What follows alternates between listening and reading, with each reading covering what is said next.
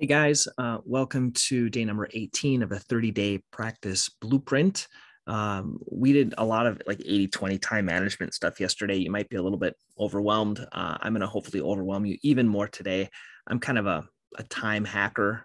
Basically, I don't want to waste time and I try to get more done in that time that I have. And email is a big waste of time. Uh, I'm going to go through a few things. I talked a little bit yesterday about blocking time. So if I can teach you one thing, I would really recommend it. And this is something I do, like take a period of time just to do all your stuff. So take a block time. I don't do it first thing in the morning because it's going to throw you into tailspin. Don't do it on your phone. I don't look at email on my phone. I would just say having it on a desktop and just doing it for like a 30-minute segment. That could be, I like noontime. It could be at the end of the day.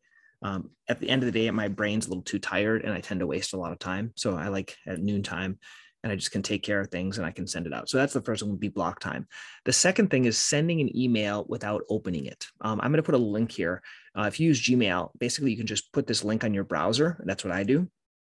And you can just click it and it'll open up an email. You can compose the email and then just send it without opening your email. Because what I find what happens when you open your email, you get into tailspin and basically you see about everyone else's priorities and not yours. Okay.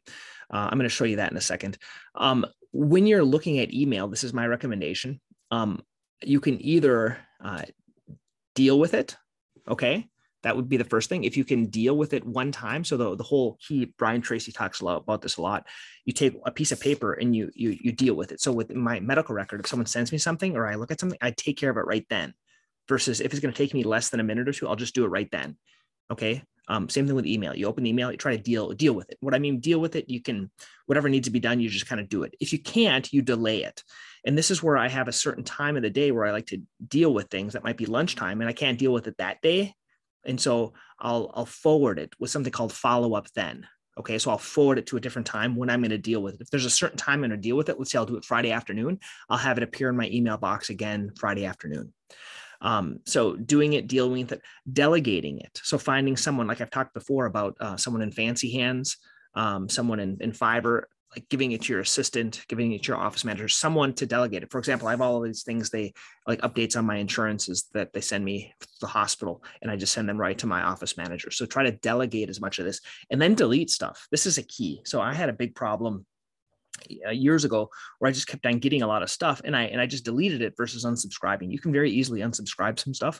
And then the cool option is something called an optional folder. And I'll show you that in a second as well. But basically all these emails that come in that has unsubscribe, you can search, do a filter, everything that has unsubscribed, it can go to an optional folder. So you're only getting the emails that you really need to deal with. That's a real good key. So I have one optional folder that I do as well.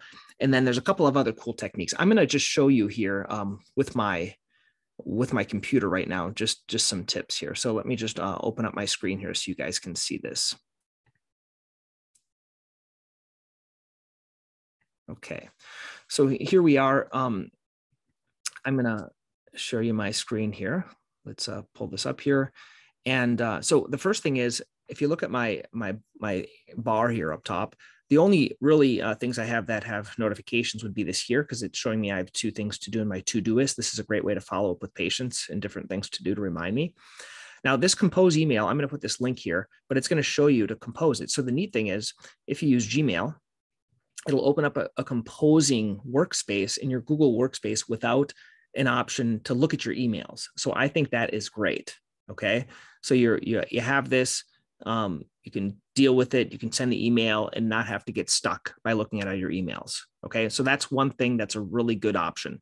The second option I talked about is follow up then. I'll put a little link to follow up then underneath this, but I use this all the time. So let's say I get an email from someone and I want to deal with it.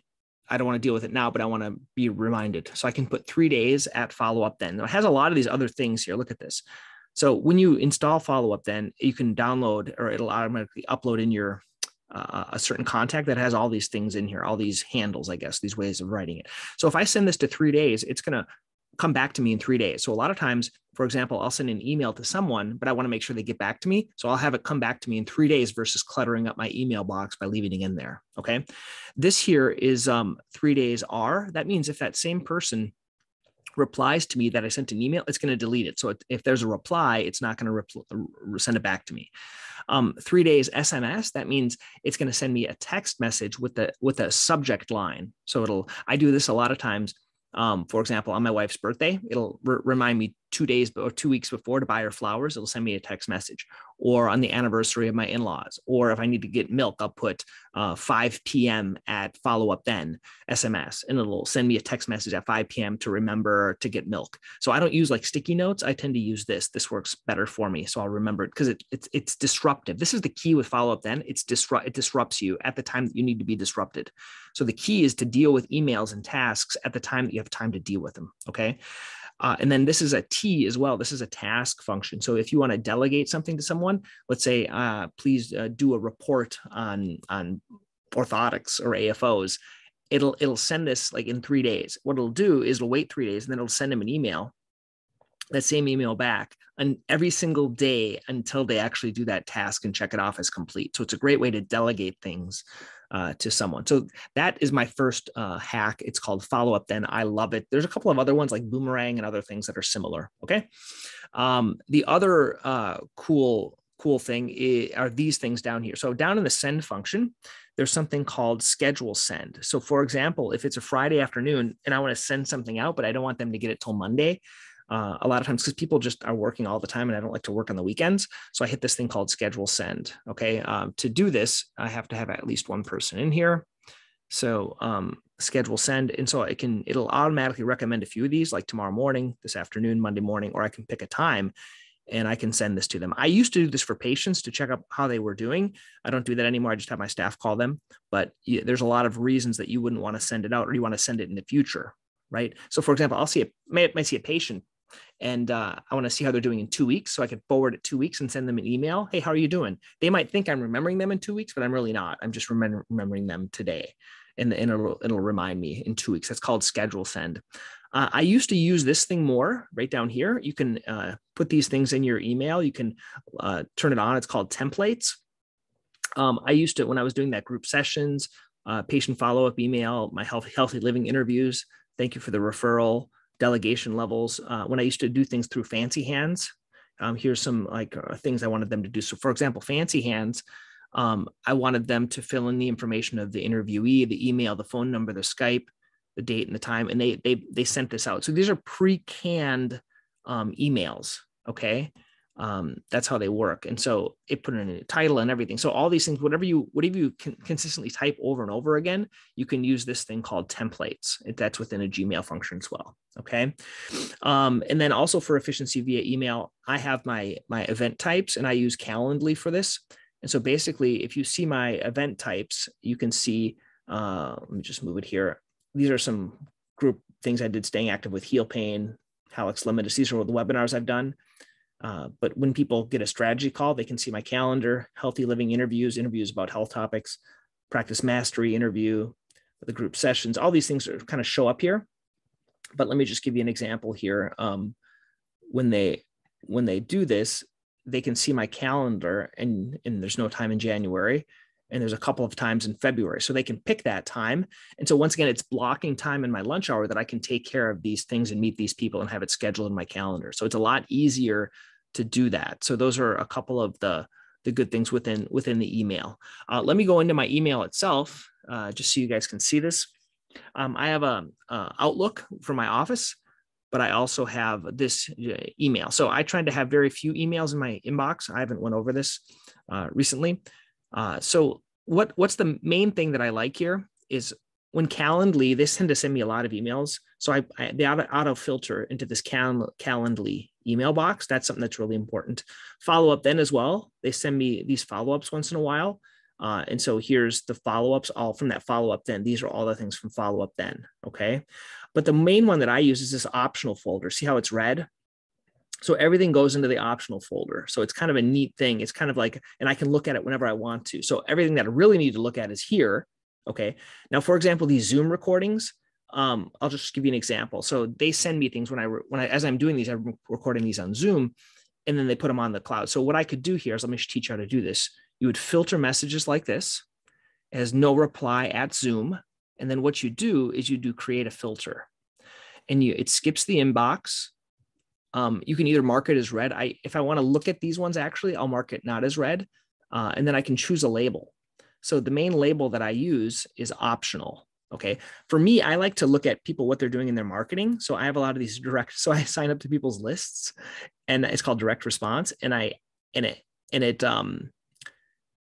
it puts it in a folder. So when I have time and I want to look at how they're marketing and what they're using for their writing, I can do that. Okay. But the main one I use is this optional one. So what happens, it's going to apply to all the conversations. And then anytime something from Zoom comes in, it's going to go to this optional folder, and I'll see it there. Okay. So it'll show up here. And then when I look in the folder, it'll be there. Okay. So that's an easy way to do that. Okay. So those are the main tips I use. If you can put everything into an optional folder or a specific filtered folder, you can save a lot of time. I was trying some of these like Streak and some of these other things. I'm not really using those a lot, so I'm not going to really talk about those. Okay. But there are a lot of different types of ways and hacks and things like that you can do. The most important one I use every day is follow up then, and then an optional folder. Send later, I don't use that much. The canned responses, I don't use that much. But the key is having a dedicated time where you just look at those emails and unsubscribe from everything that you really don't need to. So those are my tips. If you guys have other tips, put them in the comments below. What works for you guys? What other cool tips or apps or things like that you use with your email? I have 2 emails, one at work and one personal one, but I can usually get through them in 5 or 10 minutes a day. There's just not that much work that I need to do within my emails. If it's going to take more than writing for 1 or 2 minutes, I'll just call the person on the phone. That's kind of like my last thing, is just, it's much more efficient to do that. Okay, guys, once again, I hope you guys found this helpful. And what we're going to talk about tomorrow, getting into a little bit more of podiatry stuff. We're going to talk about 80/20ing durable medical equipment, kind of what's the easiest things to use with DME, and what works the best in the practice for me anyway. Okay, once again, please invite a friend. I'll give you a special bonus gift if you do that. If you've already sent someone, thank you so much. I hope you're getting great benefit out of this course. Okay, thanks, guys.